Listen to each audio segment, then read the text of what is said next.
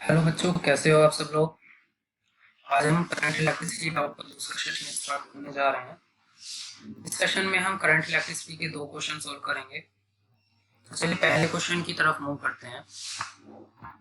पहले क्वेश्चन में क्या दिया है। क्वेश्चन है the actual value of resistance R shown in the figure is 30 ohm. This is measured in an experiment as shown in the figure using standard formula R is equal to V upon I. R upon V upon I ये Ohm's law होता है। आगे दिया है where V and I are the reading of the voltmeter and ammeter respectively.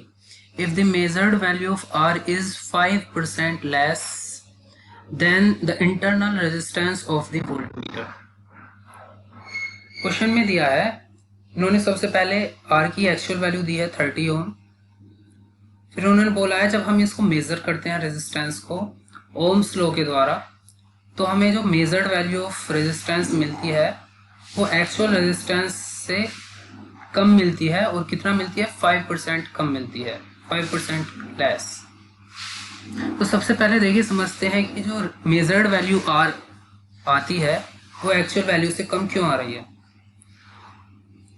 तो देखिए सबसे पहले उसके लिए देखिए सबसे पहले आपको समझना होगा ये जो ओम्स लॉ हम यूज कर रहे हैं R equal to V upon I में, what actually V and I represent. V और I क्या रिप्रेजेंट करते हैं? देखिए यहाँ पे लिखा हुआ भी है V and I are the reading of voltmeter and ammeter. V क्या है? वोल्टमीटर की रीडिंग। I क्या है? एमीटर की रीडिंग। तो सबसे पहले हमें ये देखना होगा ये जो वोल्टमीटर और एमीटर लगाए हुए हैं ये कहाँ कहाँ लगे हुए हैं। जैसे वोल्टमीटर, अगर मैं इन दो पॉइंट्स को डिनोट करूँ A और B से, तो वोल्टमीटर तो A और B के बीच में लगा हुआ है।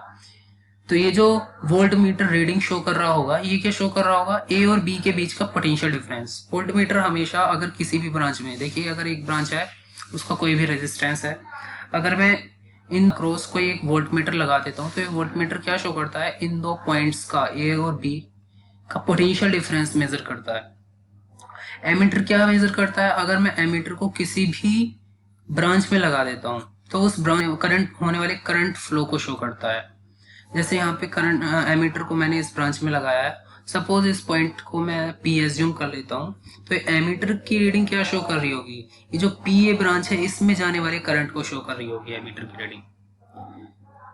तो देखो हम जो R की वैल्यू मेजर कर रहे हैं R equal to V upon I से, V तो A और B के बीच का पोटेंशियल डिफरेंस में शो कर रहा है और I शो कर रहा है PA ब्रांच में जाने वाले करंट की वैल्यू।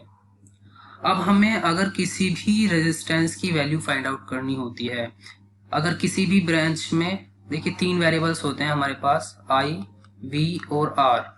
अगर इन तीन वेरिएबल्स में हमें किसी दो वेरिएबल्स की वैल्यू मिल जाए तो हम तीसरे वेरिएबल्स की वैल्यू ऑटोमेटिकली निकाल सकते हैं by using Ohm's law R equal to V upon I। Suppose करो ये कोई ब्रांच है, इसको मैं ACD नोट कर दूं और इसे मैं BCD नोट कर दूं। अगर इस रेजिस्टेंस के अक्रॉस हमें पोटेंशियल डिफरेंस मिल जाए और इस ब्रांच में जाने वाले करंट की वैल्यू हमें मिल जाए तो मैं इस रेजिस्टेंस को कैलकुलेट करता हूं by using Ohm's law VAB upon I। R equal to VAB upon I।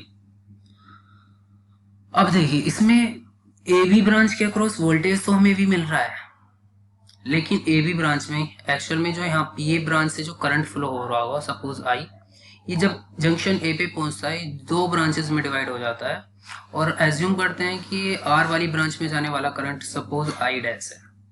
तो इतना तो श्योरिटी के साथ कह सकते हैं जो I डैश है वो लेस देन होगा I से। क्यों? क्योंकि जो I है ये सम है I डैश और इस ब्रांच में जाने वाले करंट के, तो I डैश हमेशा I से कम हो। अब R equal to V upon I में जो एक्चुअल वैल्यू अगर हमें एक्चुअल वैल्यू चाहिए थी रेजिस्टेंस की, तो हमें क्या करना चाहिए था?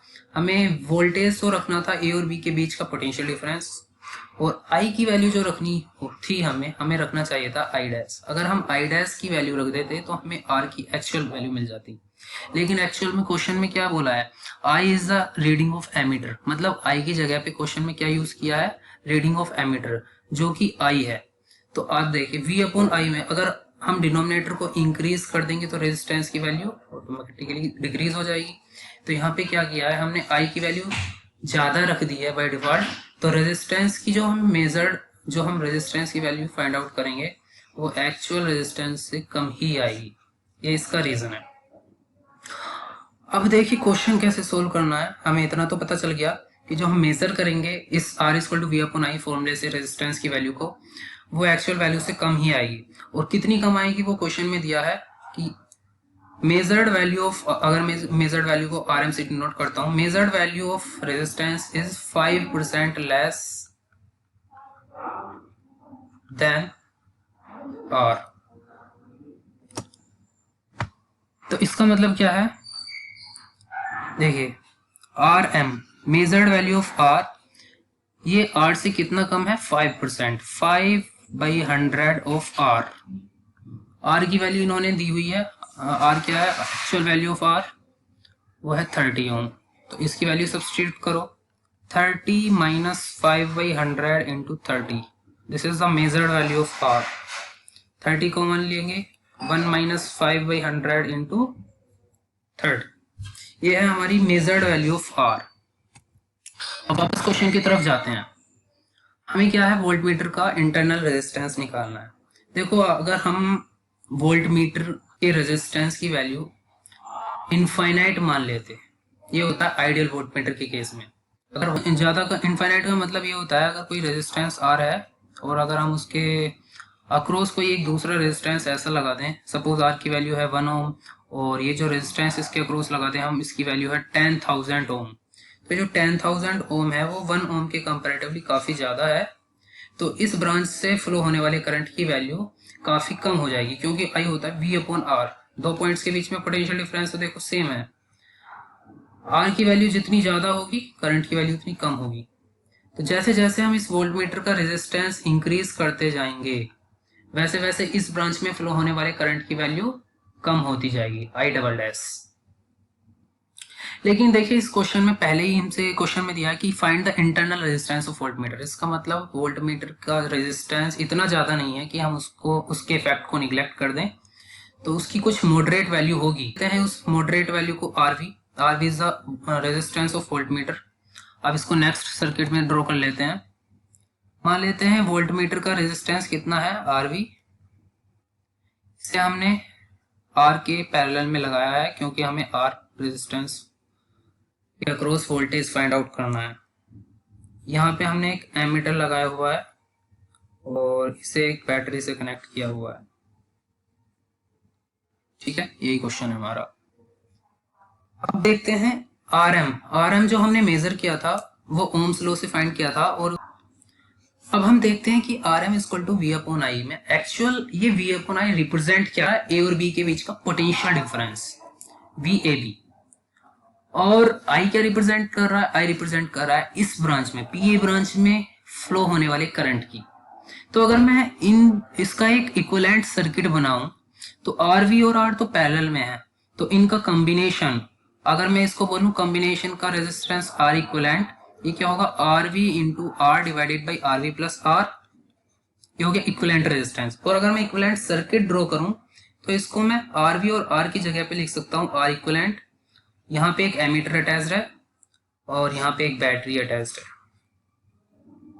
तो ये एमीटर से करंट फ्लो होने वाला करंट I है और ये जो R इक्विवेलेंट है ये A और B के बीच का इक्विवेलेंट रेजिस्टेंस है। एक्चुअल में R में फ्लो होने वाला करंट डिफरेंट है I डैश, RV में फ्लो होने वाला करंट डिफरेंट है I डबल डैश। बट अगर हम बात करें कि इनकी कॉम्बिनेशन के अक्रॉस क्या करंट फ्लो हो रहा होगा, तो कॉम्बिनेशन में क्या करंट फ्लो हो रहा है, I, same I current flow हो रहा है इनकी कॉम्बिनेशन में। तो अब देखिए फिर से वही बात आती है, ये R इक्विवेलेंट है, इन दो पॉइंट्स के बीच का हमें पोटेंशियल डिफरेंस पता है A और B कितना है V, पोटेंशियल डिफरेंस तो सेम होने वाला है। तो A और B के बीच में जो पोटेंशियल डिफरेंस है वो इस रेजिस्टेंस के अक्रॉस होगा, वो इस RV के अक्रॉस होगा। तो वोल्टेज की रीडिंग तो सेम रहने वाली है। और जो करंट अब फ्लो हो रहा है R इक्विवेलेंट में करंट कितना फ्लो हो रहा है I। तो अगर हम बोले R इक्विवेलेंट इक्वल टू, क्या हम ये लिख सकते हैं V अपॉन I। तो एक्चुअल में जो V अपॉन I रिप्रेजेंट कर रहा है ये R इक्विवेलेंट को रिप्रेजेंट कर रहा है। हम निकालना चाहते थे इस R की वैल्यू, बट जानकारी के अभाव में हमने क्या निकाल लिया है, R इक्विवेलेंट निकाल लिया है। और आर इक्विवेलेंट आपको पता है कैसे निकाल सकते हैं, आर इक्विवेलेंट की वैल्यू कैसे निकालोगे, आर की वैल्यू है 30 ओम, तो 30 into R V divided by 30 plus R V, ये आर वी आर इक्विवेलेंट निकाल सकते हो। और आर मेजर्ड आपने निकाला था वी अपॉन आई से, और वी अपॉन आई अभी मैंने बताया आपको क्या शो कर रहा है, आर इक्विवेलेंट। इसका मतलब आर एम आर इक्विवेलेंट के इक्वल होगा। और आर एम की वैल्यू भी हमने निकली थी, कितनी थी, R M is actually 5% less actual value of resistance. Actual value of resistance is how much, 30 ohm, तो इसका 5% लेस 5/100 इंटू 30, ये है मेजर्ड वैल्यू ऑफ रेजिस्टेंस। और ये किसके इक्वल है, ये है आर इक्विवेलेंट। आर इक्विवेलेंट कितना है, 30 into R V divided by 30 plus R V. तो अगर इसको यहाँ से हम सोल्व करेंगे तो ये आएगा 1 माइनस 5/100, 30 कॉमन आ जाएगा, वो 30 से 30 कैंसिल हो जाएगा, equal to R V divided by 30 plus R V. 5/100 equal to R V divided by 30 plus R V. तो इसको मल्टीप्लाई करो, 100 R V equal to 30 into 95 plus R V into 95।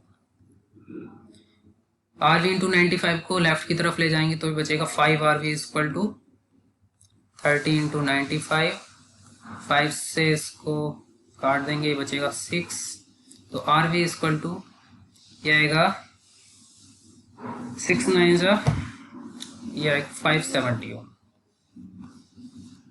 तो volt meter के resistance की value मिल जाएगी हमें 570 ओम। तो देखिए इस क्वेश्चन को समझना आपके लिए जरूरी है, ये measured value of resistance are equivalent के इक्वल कैसे हो गई।